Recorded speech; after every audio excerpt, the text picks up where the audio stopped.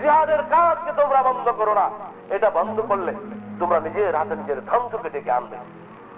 এ হচ্ছে এই আয়াতের ব্যাখ্যা।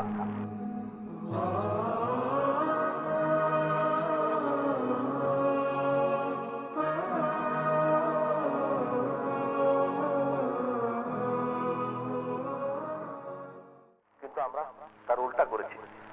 উল্টা করে আজকে জিহাদকে বন্ধ করে দিয়েছি, আমরা নিজের হাতে নিজে ধ্বংস হয়ে গেছি, ঠিক কিনা? আমাদের রাষ্ট্র নাই, আমাদের ক্ষমতা নাই, আমরা আল্লাহর আইন দ্বারা শাসিত হতে পারছি না, আমরা আমাদের ছেলে মেয়েদেরকে দিন শিখাতে পারছি না। আমাদের ছেলে মেয়েদেরকে যাদেরকে দিন শিখাবো তারা অকর্ম হয়ে বসে থাকে, কেননা তাগুদের বিধান অনুযায়ী দিন শিক্ষাকারীদের কোনো মর্যাদা নাই। এরা হলো হুজুর, মুলবি, মুন্সি, এরা মসজিদের মধ্যে 2-4-5 টাকা মানুষের ধান ফেতরা খাইয়া এই নিয়ে বসে থাকে, এই পর্যন্তই তাদের সম্মান। আর তাগুদি শিক্ষা যারা করে তারাই বিবিএ, এমবিএ, চার্টার্ড অ্যাকাউন্টেন্ট ও বিভিন্ন রকমের চাকরি বাকরি সুযোগ সুবিধা তাদের। এখন আমার আপনার সুযোগ কই? আমার হয় তাগুদের হুকুমতকে ইখতিয়ার করতে হবে, তাগুদের আনুগত্য করতে হবে, নাকাই মসজিদের দরজায় পড়ে পড়ে সেই মসজিদের মেহরাব আর মেম্বার এগুলো ছুটতে হবে। এছাড়া তো আমার আপনার করার কিছু নাই। সব কিছু আমাদের ধ্বংস করেছে, সব আমরা হারিয়েছি। কিসের জন্য? জিহাদকে ছেড়ে দিয়ে। আল্লাহ রাসূল সাল্লাল্লাহু আলাইহি ওয়াসাল্লাম বলেছেন, তোমরা যখন জিহাদকে ছেড়ে দিবে এভাবে তোমাদের ঘাড়ে চেপে বসবে তাগুতরা।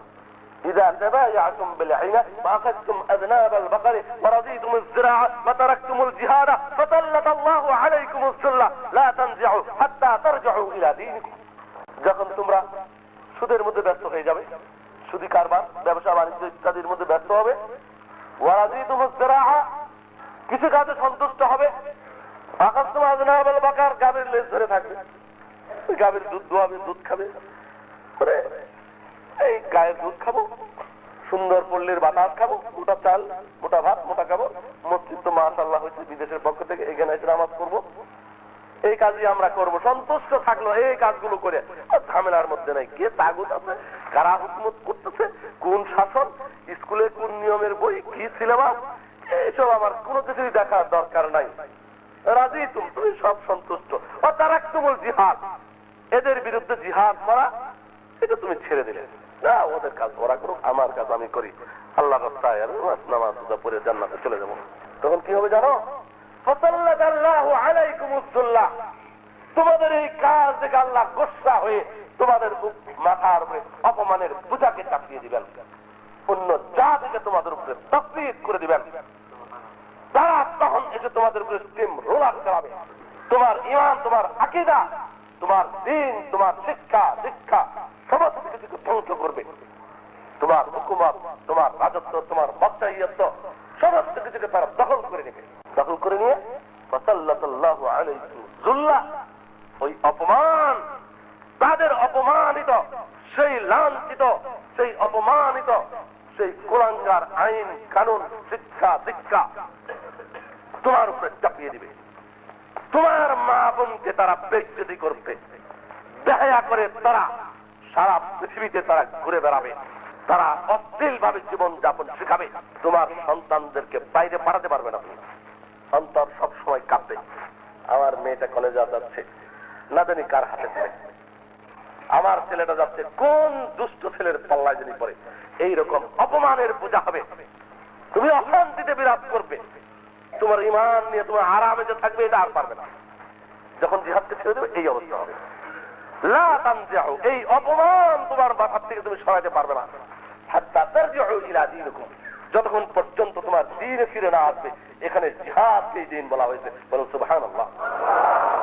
আই হাত্তা তারজিউ ইলা জিহাদিকুম, আবার তুমি সেই জিহাদের পতাকা আবার যতক্ষণ পর্যন্ত হাতে না নেবে ততক্ষণ পর্যন্ত তোমার এই অপমান তোমার মাথার থেকে আর যাবে না।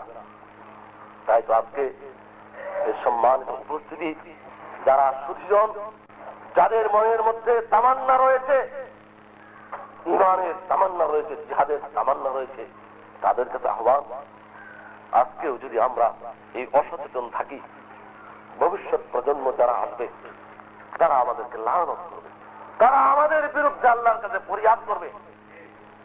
যখন আপনার আমার সন্তান সেই রাশিয়ার অবস্থা যখন হবে, সেদিন তারা আমাদের উপরে তারা বদদুয়া করবে, যারা আমাদের জন্য সেই জিহাদের রাস্তা, সেই সম্মানের রাস্তা, সেই দিন প্রতিষ্ঠার রাস্তা, সেই হুকুমতের রাস্তা, ঈমান হেফাজতের রাস্তা, এগুলোকে বন্ধ করে গেছে।